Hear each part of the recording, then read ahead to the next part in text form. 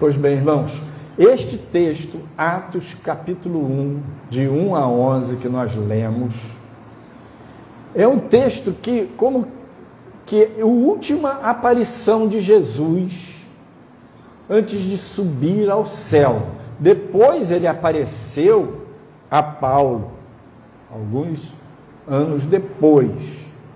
Mas naquele período, ele morreu no dia da Páscoa, numa sexta-feira da Páscoa, ressuscitou ao terceiro dia no domingo, e depois da ressurreição, durante 40 dias, ele apareceu aos discípulos, aos apóstolos, a várias pessoas. Numa ocasião, Paulo descreve que ele apareceu para 500 pessoas na Galileia. Então, Jesus, depois da ressurreição, ele apareceu dezenas de vezes.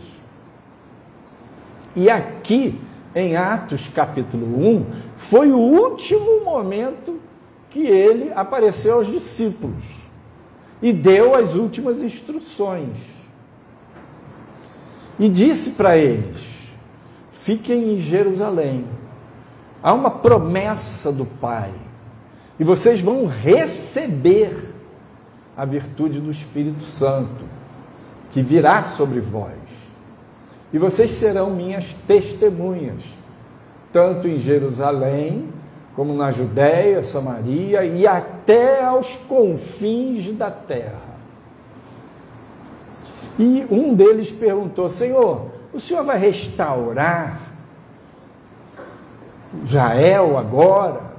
E Jesus disse: não convém para vocês saberem os tempos e as estações do meu Pai. O que vocês precisam olhar é isso aqui, a receber a virtude do Espírito Santo e ir pregar o Evangelho.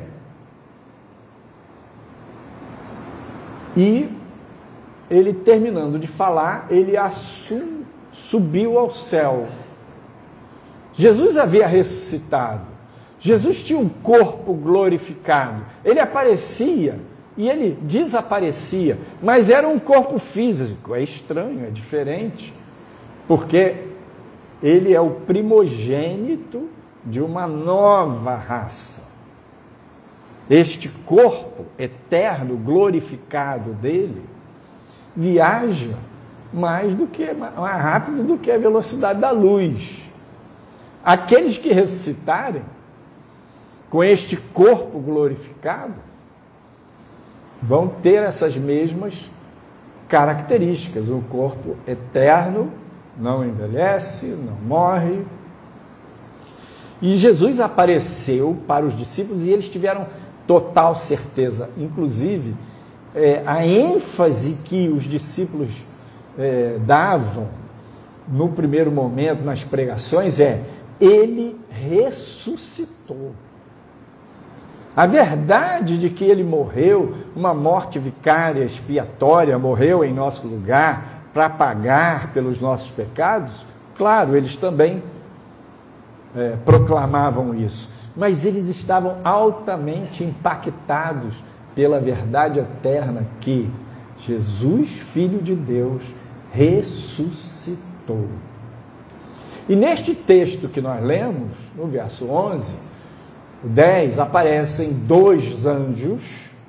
Jesus vai subindo e dois anjos, dois varões vestidos de branco, se colocam ao lado dos apóstolos e dizem para eles: por que vocês estão olhando para o céu? E Jesus foi subindo e sumiu. Por que vocês estão olhando para o céu? Este mesmo Jesus que subiu há de vir. Ele voltará. Da mesma forma como ele subiu, agora ele virá. A primeira vinda dele veio milagre, o Espírito Santo no ventre de Maria gerou o Filho de Deus. ela era uma virgem. A profecia de Isaías diz: uma virgem conceberá um filho. Quando o anjo Gabriel foi falar com ela, ela disse: mas como que eu vou conceber se eu sou uma virgem? O anjo disse: virá sobre ti a virtude do Espírito Santo, e aquele que nascer de ti será chamado Filho de Deus. Então, na primeira vinda de Jesus, ele nasceu como um bebê, e o Verbo se fez carne, ele era divino, ele era humano, ele nasceu como um bebezinho, desenvolveu sob os cuidados de Maria, cresceu e como homem santo, perfeito, justo, bom, sem pecado, morreu na cruz em nosso lugar. Ressuscitou, subiu ao céu e prometeu enviar o Espírito Santo sobre seus discípulos. E aqueles anjos disseram: como ele subiu, ele voltará, ele virá.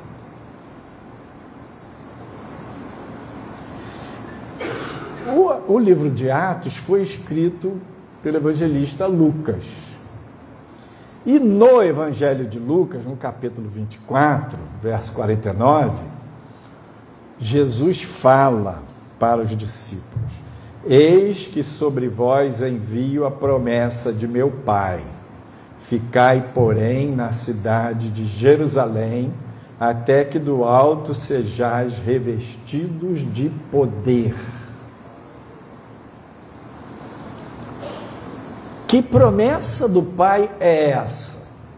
Joel, capítulo 2, profecia de Deus, usando Joel, diz: eis que derramarei o meu espírito sobre toda a carne, e os velhos terão sonhos, e os jovens terão visões, os servos e as servas serão cheios do Espírito Santo, profetizarão.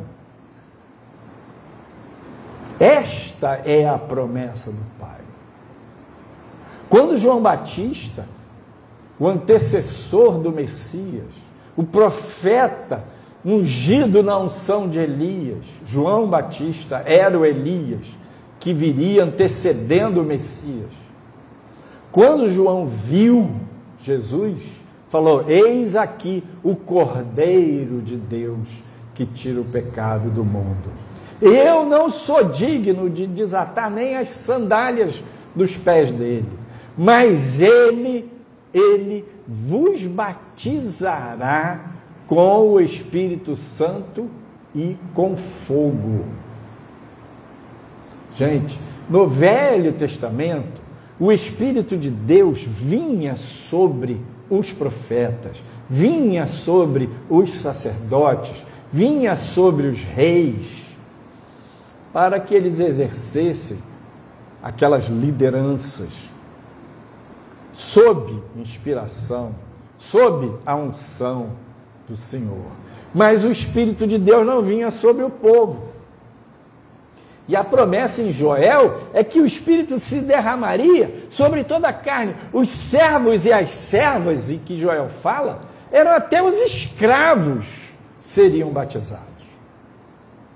E aqui Jesus reitera, em Atos capítulo 1, reitera esta promessa. Como em Lucas, ele diz: ficai na cidade de Jerusalém. Então, eu fiquei pensando assim, primeiro,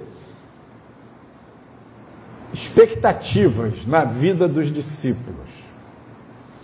Primeiro, os discípulos andaram com Jesus 3 anos e meio, tempo que durou o ministério dele, vendo os milagres, cura, mortos ressuscitando, cegos, multidões, pregação aqui, sermão do monte ali. Eles estavam dizendo: sem dúvida, Jesus de Nazaré é o filho de Davi, é o Messias. E todas as profecias apontam que o Messias vai reinar em Jerusalém. Vai ser um reino mundial. Então, essa era a expectativa desses discípulos. Esta expectativa não se cumpriu dessa forma, porque tinha um conjunto de profecias acerca do Messias que falava de um Messias sofredor, como Isaías 53, que era necessário. Ele não veio apenas para os judeus, ele veio para salvar toda a humanidade. E a morte dele foi por toda a humanidade. Mas os discípulos não tinham essa mentalidade. Então eles tinham essa expectativa que, no primeiro momento, a partir da morte de Jesus, se frustrou. E eles foram para o fundo do poço. Imagina aquela sexta-feira, vendo Jesus morrer na cruz, expirar, ser enterrado. Foi o fundo do poço para eles. Sábado, domingo, a ressurreição. Então, depois da ressurreição, eles renovaram as esperanças, renovaram as expectativas deles e voltaram a conectar com essa expectativa. Bom, agora ele ressuscitou, agora todo-poderoso, agora ele sabe tudo, agora ele é divino humano, agora ele vai reinar. Por isso, um deles pergunta: Senhor, será agora que o Senhor vai restaurar os propósitos do Eterno em Israel? Ele disse: não é esse assunto, não é o assunto para vocês agora. Não cabe vocês saberem disso agora.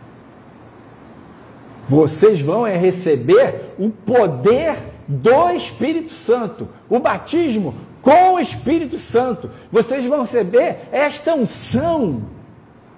Para quê? Porque vocês vão ser minhas testemunhas em Jerusalém e Samaria e Judéia e até aos confins da terra. Então, ali eles tiveram que abandonar essa segunda versão da expectativa de uma restauração de Israel. E Jesus disse para eles: ficai em Jerusalém, até que do alto sejais revestidos de poder. E vocês vão receber o poder, o batismo com o Espírito Santo. E aí, pá, abriu na mente, no coração desses discípulos, uma nova expectativa. E esta, apontada por Jesus. E Jesus diz assim: recebereis o batismo com o Espírito Santo não muito depois desses dias. Ele não dá uma data específica, mas ele aponta que ia ser breve. E aí os discípulos entraram numa outra dimensão de expectativa. Ficaram em Jerusalém.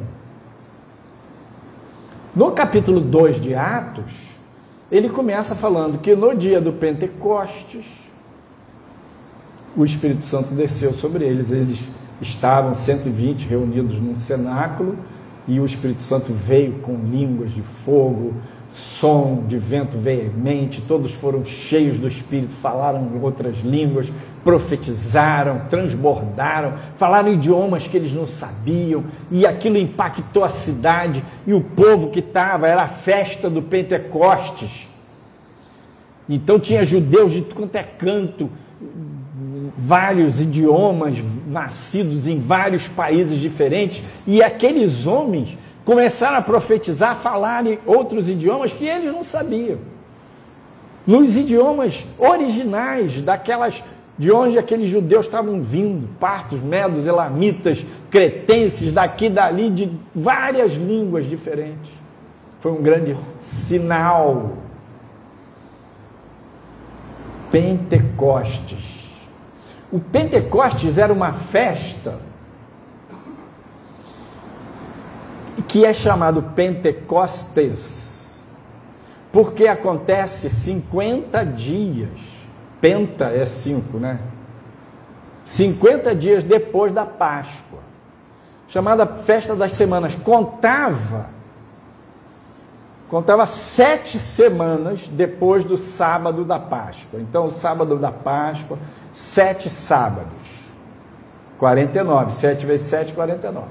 E um dia depois deste 7º sábado, 49 mais 1, 50. Por isso que essa festa chamava Pentecostes. E é muito interessante porque Israel, no Egito, celebrou a Páscoa pela primeira vez. E 50 dias depois, Moisés estava no Monte Sinai, buscando a Deus, a glória de Deus desceu ali, e ele recebeu as tábuas da lei. Ele recebeu o poder de Deus, escreveu naquelas tábuas de pedra os 10 mandamentos. Então o Pentecostes também comemorava o recebimento dos mandamentos de Deus. E por isso os judeus tiveram lá em Jerusalém na Páscoa e 50 dias depois voltaram para a festa do Pentecostes. Então, esta ascensão, trazendo aí para o nosso calendário, ela hoje é o primeiro domingo depois da ascensão. No nosso calendário, a Páscoa foi há 40 e poucos dias. O dia da ascensão foi o 40º dia depois da ressurreição. Aqui em Atos 1 conta isso. Por 40 dias ele apareceu. E neste dia da ascensão ele anunciou que o Espírito Santo desceria. Não disse quando, breve. Então, a Páscoa foi há 40 e poucos dias. O dia da ascensão foi quinta-feira. Hoje é domingo. E no domingo que vem será o domingo do Pentecostes. É o domingo 50 dias depois do sábado da Páscoa. Gente, pensa bem. O Senhor falou para os discípulos: ficai em Jerusalém, até que do alto sejais revestidos de poder. Pensa bem, nós estamos agora entre o dia da ascensão e o dia do Pentecostes. Os discípulos ficaram naquela expectativa. Eles se recolheram em Jerusalém, buscaram, oraram, esperavam. Agora eles estavam esperando algo novo, algo diferente, algo completamente sintonizado com o plano de Deus. E creio eu que Deus está falando para nós: espera, busca, olha, eu quero revestir a sua vida com o meu Espírito Santo. Eu quero derramar o poder do Espírito Santo na sua vida. Para quê, pastor? Para quê, Senhor? Para que você seja minha testemunha. Para que você pregue. Para que você fale aos seus familiares. Para que você tenha autoridade, unção, poder. Eu quero que você seja minha testemunha e eu vou enviar o poder do Espírito Santo sobre você. Eu vou encher você, eu vou batizar você, eu vou revestir você, para você ser a minha testemunha. O meu Espírito Santo vai ungir você para testificar no coração daquelas pessoas com as quais você falar, testificar sobre mim, sobre a ressurreição, sobre o perdão dos pecados. Então, deseje o batismo com o Espírito Santo. Ah, pastor, mas eu já fui batizado, eu já falo línguas. Maravilha. Deseje ser cheio, transbordado, renovado, ungido, cheio do fogo, cheio do poder de Deus, para você orar pelos enfermos e o Senhor curar. Ah, pastor, mas isso aí é coisa de pastor.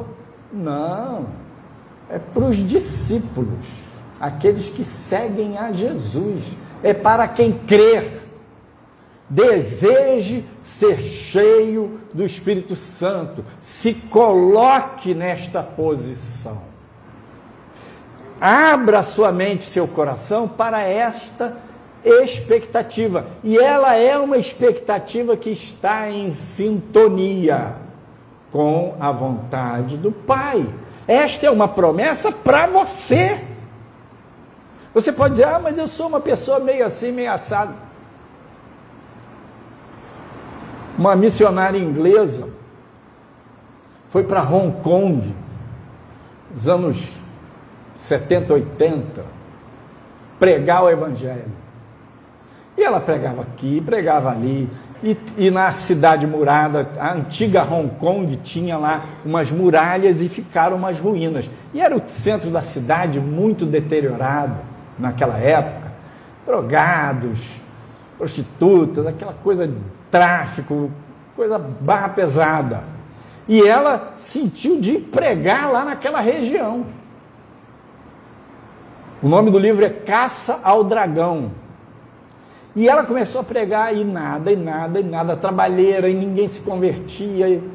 Até que um outro missionário, um casal de missionários, ela encontrou, participou de umas reuniões, e esta missionária foi cheia do Espírito Santo, foi batizada com o Espírito Santo.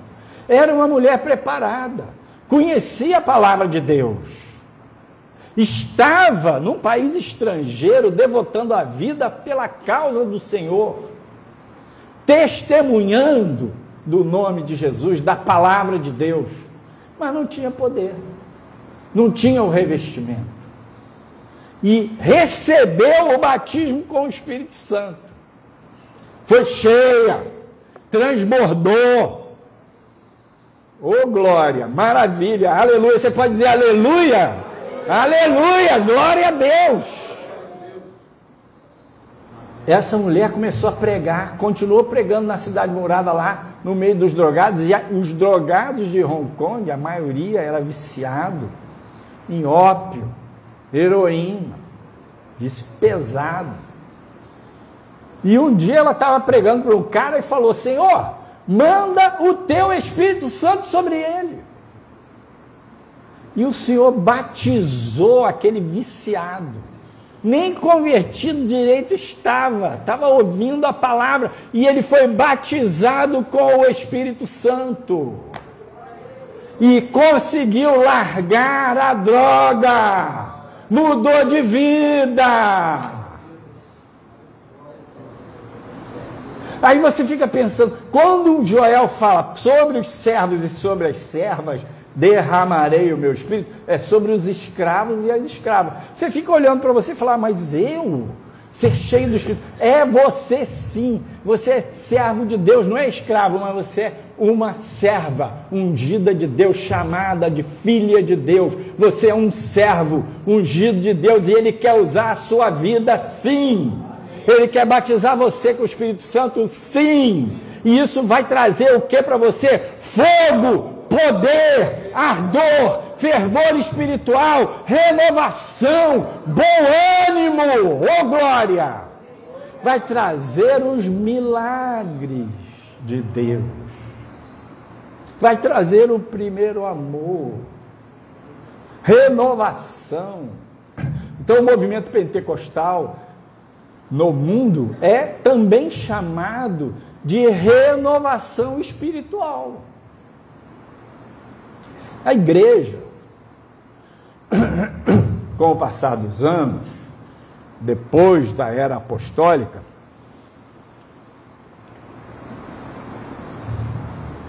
depois do ano 100, os apóstolos todos já haviam morrido, exceto João, parece que viveu até depois do ano 100, foi progressivamente declinando. 300 e pouco, Constantino tornou-se cristão, tornou a religião cristã oficial do Império Romano. E aí, o tema do fogo, o tema do batismo, o tema do revestimento, do poder pentecostal se perdeu na história da igreja. E aí os teólogos desenvolveram um conceito que eles chamam de cessacionismo. O que é o cessacionismo? Vem de cessar.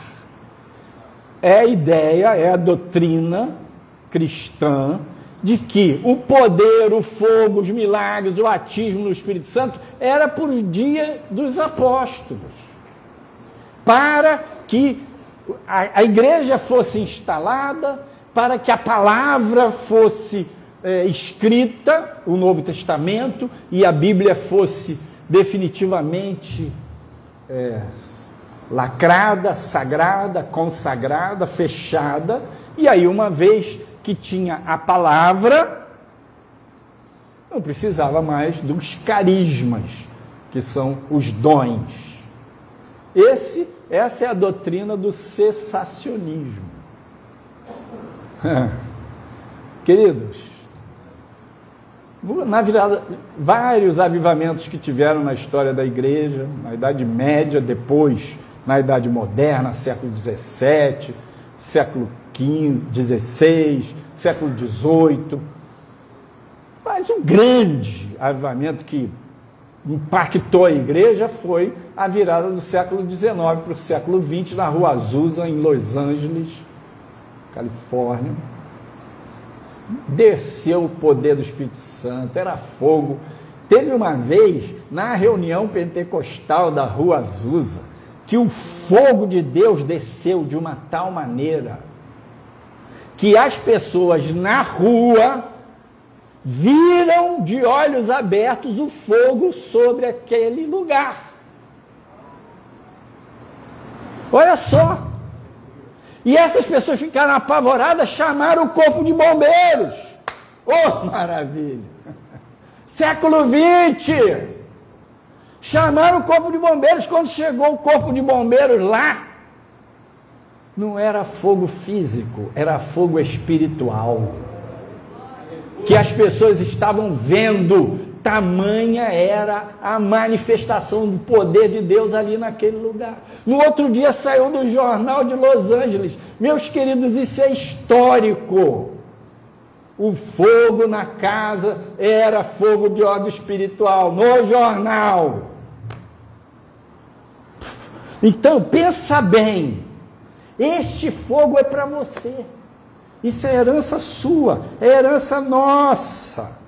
Nós somos uma igreja pentecostal. Nós não somos cessacionistas. Nós cremos em Atos capítulo 1, capítulo 2. Nós cremos que Jesus veio para salvar, perdoar pecados, dar vida eterna e batizar com o Espírito Santo. E no domingo que vem, o mundo cristão estará comemorando o Pentecostes. Fique em Jerusalém, abra sua mente. Espere o revestimento de poder. É para você. É um renovo na sua vida. Tenha fome, tenha sede disso. Ah, pastor, mas se eu for batizado do Espírito Santo, o que isso pode me trazer? Primeiro, um ardor, um calor espiritual, um fervor maior, uma comunhão com Deus, uma alegria. O batismo no Espírito Santo enche a gente da alegria do Senhor, e a alegria do Senhor é a nossa força. Uma vida de oração mais fervorosa. Às vezes você levanta para orar de madrugada, ou levanta cedo, mas vai girando a manivela, né? Ah, queria dormir mais um pouquinho. Menino,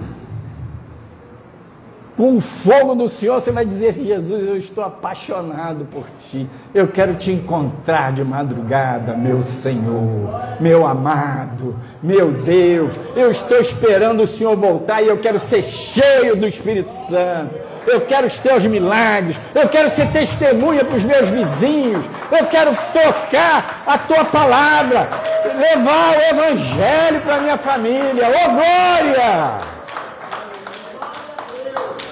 Eu quero o avivamento pentecostal na minha vida. Essa é a nossa identidade, irmão. Nossa igreja é pentecostal.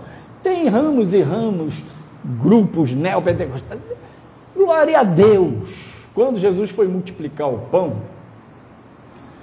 numa daquelas vezes, ele falou para os discípulos: manda eles se reunirem em grupos de 50 em 50. Aí dividiram em pequenos grupos. Deus não se importa com esse negócio de denominação ABC, igreja, congregação, isso aqui. O reino de Deus, enxergue o reino de Deus. Ah, não, mas porque a minha igreja, que vale é o Evangelho e a palavra do Senhor, e está mais sintonizado com a palavra do Senhor. Aí alguns dizem: não, mas eu estou sintonizado com a palavra do Senhor. Esse negócio de Pentecostes não é mais não. Eu vou contar para vocês uma, depois vocês leem em casa.